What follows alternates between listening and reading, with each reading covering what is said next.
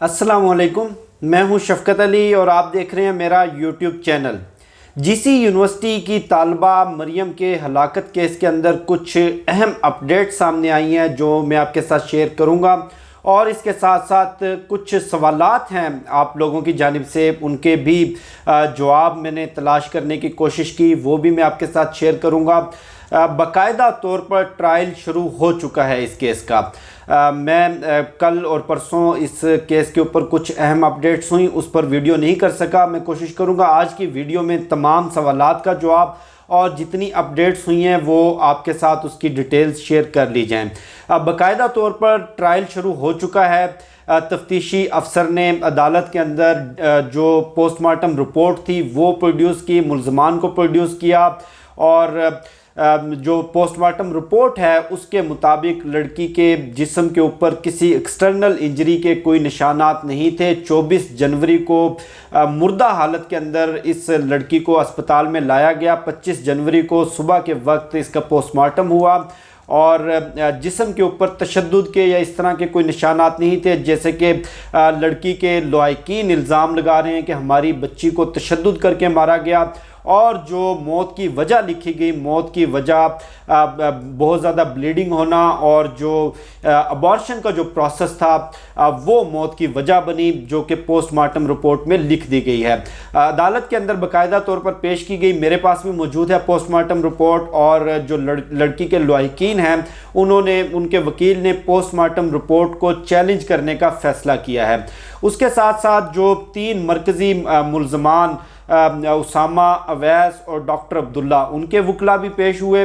और जो तफ्तीशी अफसर हैं उन्होंने अदालत के अंदर एक तो जो इन दोनों मकतूल लड़की और उसामा और जो दीगर इस पूरे मामले के किरदार हैं उनका जो मोबाइल डाटा अब तक रिकवर किया गया है, बहुत सारे लोगों ने मोबाइल डाटा के हवाले से भी सवाल किया, वो रिपोर्ट भी अदालत में सबमिट करवाई। उसके मुताबिक लड़की का उसामा के अलावा जो मोबाइल डाटा अब तक सामने आया है, जो दोनों के नंबर से जियो फेंसिंग की गई और जो मैसेजेस का और कॉल्स का जो रिकॉर्ड अब तक सामने आया है उसके मुताबिक, जिसको CDR गालबन पुलिस की लैंग्वेज में कहते हैं, लड़की का उसामा के अलावा किसी से कोई ताल्लुक़ नहीं था।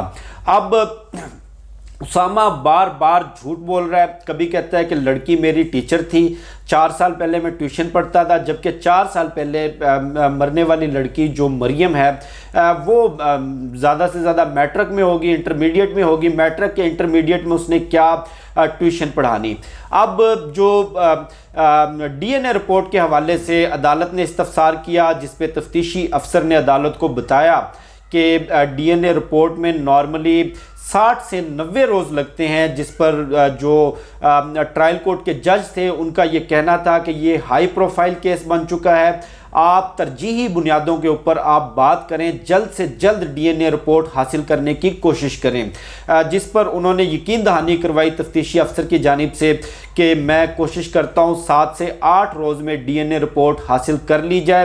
अब ये सारा मामला DNA रिपोर्ट के गिर्द घूम रहा है। अब DNA रिपोर्ट के हवाले से जो मुल्ज़िम उसामा, जो उसके बयानात अब तक सामने आए हैं, वो बड़ा कॉन्फिडेंट लगता है। बार बार वो इस बात से इनकारी है कि मेरा इस लड़की के साथ कोई किसी किस्म का ताल्लुक़ नहीं था, मैं तो सिर्फ मदद करने के लिए लड़की को लेकर आया, वो भी लड़की के कहने पर।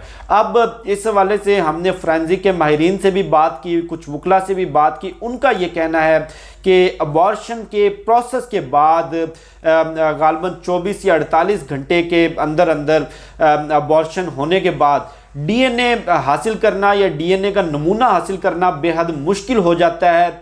लेकिन चूंकि अबॉर्शन के ठीक अगले रोज़ लड़की की डेथ हो चुकी थी, तो उसके पोस्टमार्टम के प्रोसीजर के दौरान DNA की पॉसिबिलिटी हो सकती है। यानी कि जो DNA के लिए नमूने लिए गए, जो ब्लड सैंपल्स या दीगर जो सैंपल्स लिए गए, उससे ये पॉसिबल हो सकता है कि DNA इस मरहले के ऊपर लड़की की डेथ के बाद कर लिया जाए। लेकिन चूंकि ये एक बहुत कॉम्प्लिकेटेड प्रोसीजर है, इस हवाले से लगता यही है कि जो मुल्ज़िम उसामा है वो साइंस के साथ खेलने की कोशिश कर रहा है उसको भी मालूम है, उसको भी अंदाज़ा है कि डीएनए रिपोर्ट इस वक्त इस मोड़ के ऊपर हासिल करना या डीएनए का प्रोसेस करवाना वो बेहद मुश्किल है। और इसके साथ साथ जो मुलजिम उसामा है, मुलजिम उसामा चूँकि उसका फैमिली बैकग्राउंड फिनंशियली बहुत स्ट्रॉन्ग है और वो उसके अपने चचा के साथ उसका ट्रैवल एजेंसी का बिज़नेस भी है। अब उसामा की फैमिली जो मकतूल लड़की मरियम है उनके ख़ानदान को पेशकश कर रही है कि आप 50 लाख रुपए जो दियत है वो ले लें और इस केस को ख़त्म करके सुलह कर लें। अब ये जो 50 लाख की रकम की जो पेशकश की गई ये मुलजिम उसामा के ख़ानदान की जानिब से की गई और अब तक उसामा से मिलने के लिए 12 से ज़ायद वकला पुलिस स्टेशन में मुलाकात के लिए और इस पूरे केस की उससे डिटेल लेने के लिए आ चुके हैं। और अब तक की जितनी प्रोसीडिंग्स चल रही हैं उन प्रोसीडिंग्स के अंदर मुलजिम उसामा जिस तरह से रिएक्ट कर रहा है ये वाज़े तौर पर मालूम होता है कि उसामा को फीड किया जा रहा है वकला की जानिब से, उसके दोस्तों की जानिब से, और वह कानून के साथ खिलवाड़ करने की कोशिश कर रहा है, कानून की कमज़ोरियों से खेलने की कोशिश कर रहा है। अब कुछ लोगों ने सवालात किए कि अगर ये बच्चा डीएनए रिपोर्ट में कुछ भी साबित नहीं होता और अबॉर्शन के दौरान लड़की की डेथ हुई तो कानून इस बारे में क्या कहता है। इस बारे में कानून बिल्कुल वाज़े है, पाकिस्तान के अंदर अबॉर्शन इल्लीगल है। मजिस्ट्रेट की इजाज़त के बगैर कोई भी डॉक्टर ये प्रोसीजर सरअंजाम नहीं दे सकता। और गैर कानूनी अबॉर्शन की जो पाकिस्तान के अंदर पाकिस्तान के कानून में सज़ा है, अबॉर्शन करवाने वाला, अबॉर्शन करने वाला और इस प्रोसीजर में मदद करने वाला, इन तमाम लोगों के लिए कम से कम 10 साल कैद की सज़ा है। और अगर अबॉर्शन के दौरान खातून की जान चली जाती है तो उसके ख़िलाफ़ जितने भी ज़िम्मेदारान होंगे उन पर 302 का मुकदमा चलाया जाएगा। अबॉर्शन का जो जुर्म है वो अलग से लगेगा और 302 का मुकदमा किसी की मौत की ज़िम्मेदारी या किसी को कत्ल करना ये अलग से लगेगा। अब जो लड़की मरियम के लवाहिकीन हैं उनका ये कहना है कि हमारे जो इस केस के अंदर जो मरकज़ी मुल्ज़मान हैं, जिनको हम मुल्ज़िम समझते हैं, जिनको हम अपनी बच्ची के मौत का ज़िम्मेदार समझते हैं, वो मुल्ज़िम उसामा और उसके साथ साथ उसका साथी अवैस और डॉक्टर अब्दुल्ला।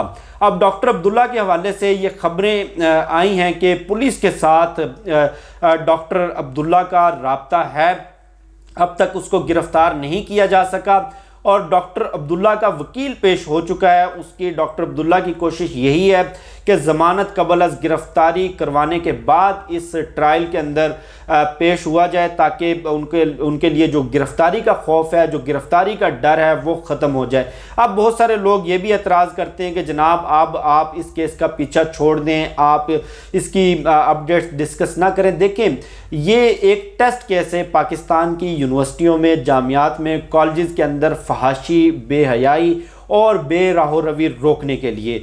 ये एक ऐसा केस है जो तमाम वालिदैन की आंखें खोल देगा और पाकिस्तान के अंदर इन माशरती बुराइयों को ख़त्म करने के लिए इस केस को मंतकी अंजाम तक पहुंचाना और इसके ज़िम्मेदारान को सज़ा दिलवाना बेहद ज़रूरी है। और यही वजह है कि मैं इस केस की छोटी से छोटी अपडेट भी आप लोगों के साथ शेयर करता हूं। उसके साथ साथ बहुत सारे लोग ये भी सवाल कर रहे हैं कि 4 महीने के बाद जो लड़की मरियम है उसको प्रेगनेंसी का क्यों मालूम हुआ, जबकि ख़वातीन को तो पहले महीने या महीने डेढ़ के अंदर अंदर मालूम हो जाता है। तो लड़की को जो उसामा के बयानात, जो डॉक्टर्स के बयानात, जो पोस्टमार्टम रिपोर्ट और जो इसके लवाहिकीन की जो मरियम के लवाहिकीन के जो बयानात अब तक सामने आए उसके मुताबिक मैंने जो पुलिस ज़राए से बात की, लड़की को मालूम था, पहले महीने से प्रेगनेंसी का मालूम था। इस दौरान मुल्ज़िम उसामा उसको कुछ मेडिसिन यूज़ करवाता रहा अबॉर्शन के लिए कि नेचुरली अबॉर्शन हो जाएगा, प्रेगनेंसी कंसीव नहीं होगी। जबकि मुसलसल 3 महीने तक मेडिसिन के इस्तेमाल के बावजूद, अब ख़वातीन ज़्यादा समझ सकती हैं कि मुसलसल 3 महीने तो यानी कि 90 दिन तो ये मेडिसिन नहीं यूज़ की जाती, कुछ मखसूस दिनों में ये मेडिसिन यूज़ करनी होती है। मुसलसल 3 महीने तक इंतज़ार के बाद भी जब नेचुरली अबॉर्शन ना हुआ, प्रेगनेंसी मैच्योर होगी, कंसीव होगी, 17 वीक्स तक चलेगी, तब जाकर इस प्रोसीजरल अबॉर्शन का ये डिसीजन लिया गया।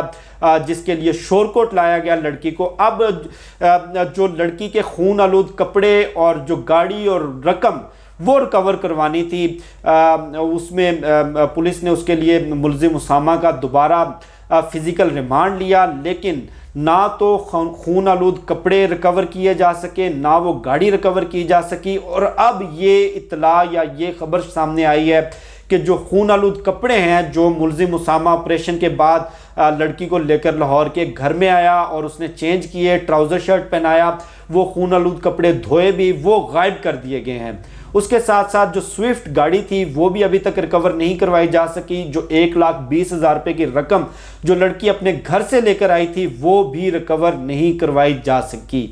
ये तमाम चीज़ें गायब हैं। गुज़श्ता पेशी के ऊपर भी जज ने इस्तफसार किया था और सख्ती से हुक्म दिया था कि ये तमाम चीज़ें रिकवर करवाई जाएं, वगरना इन चीज़ों की रिकवरी के बगैर ये सारा केस ख़राब हो जाएगा। ये थी सारी अपडेट्स जो मैंने आपके साथ शेयर की। जैसे जैसे अपडेट्स आती रहेंगी मैं छोटी से छोटी अपडेट भी आपके साथ शेयर करता रहूँगा। मुझे शफकत अली को दीजिए इजाज़त। इंशाल्लाह फिर नेक्स्ट वीडियो में मुलाकात होगी। पाकिस्तान जिंदाबाद।